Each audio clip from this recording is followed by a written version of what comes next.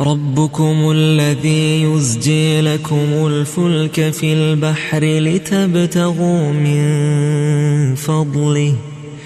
إنه كان بكم رحيما وإذا مسكم الضر في البحر ضل من تدعون إلا إياه فلما نجاكم إلى البر أعرضتم وكان الإنسان كفورا أفأمنتم أن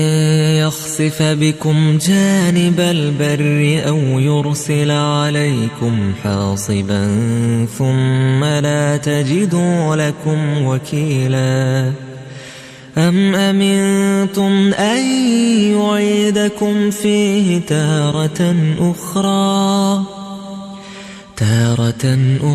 فيرسل عليكم قاصفا من الريح فيغرقكم بما كفرتم ثم لا تجدوا لكم علينا به تبيعا ولقد كرمنا بني آدم وحملناهم في البر والبحر ورزقناهم من الطيبات وفضلناهم على كثير ممن خلقنا تفضيلا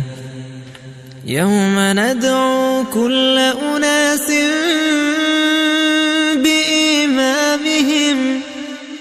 فمن أوتي كتابه بيمينه فأولئك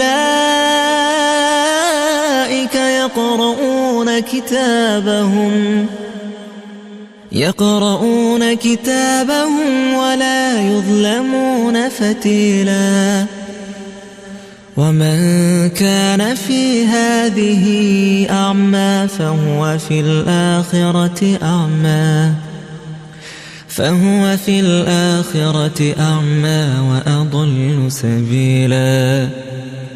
وإن كادوا ليفتنونك عن الذي أوحينا إليك لتفتري علينا غيره وإذا لاتخذوك خليلا ولولا أن ثبتناك لقد كدت تركن إليهم شيئا قليلا إذا لأذقناك ضعف الحياة وضعف الممات ثم لا تجد لك علينا نصيرا